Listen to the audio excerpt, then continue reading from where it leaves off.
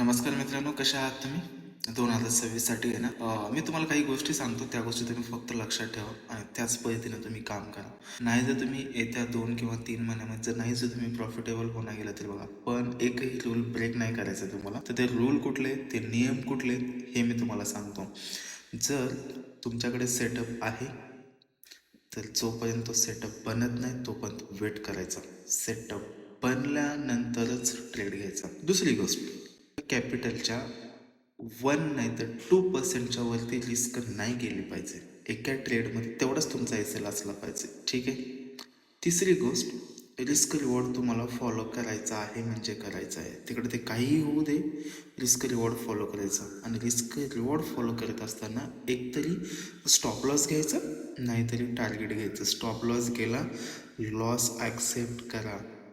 जोपर्यंत तुम्ही loss accept करायला शिकत नाही ना, तोपर्यंत तुम्ही मार्केटमध्ये काहीच नाही करू शकत. ह्या गोष्टीकडे थोडं लक्ष द्या. तुम्ही ट्रेड घेतला, तुमचा लॉस झाला तर तो ॲक्सेप्ट करा.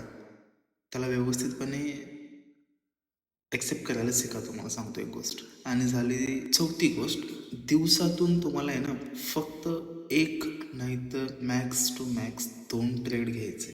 आणि त्याच्यात पण मी तुम्हाला सांगतो ते 2 ट्रेड घ्यायचे कसे.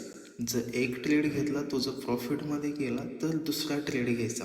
पण त्या दुसऱ्या ट्रेड तुम्ही घेत असताना त्या ट्रेडची रिस्क ही जो पहिला ट्रेड आहे त्याच्या 50% असली पाहिजे, ठीक आहे.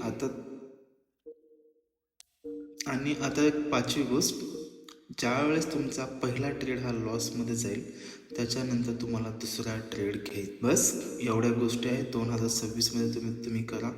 4 ते 5 महिन्यामध्ये तुम्ही प्रॉफिटेबल व्हाल. फक्त तुम्हाला हे नियम तुम्हाला फॉलो करावेच लागेल. तर तुम्ही रूल बेस्ड जर ट्रेडिंग नाही करणार तर तुम्ही सक्सेसफुल नाही होणार. थँक्यू. आणखी काही इन्फॉर्मेशन असेल तर तुम्हाला नेक्स्ट व्हिडिओमध्ये सांगतो.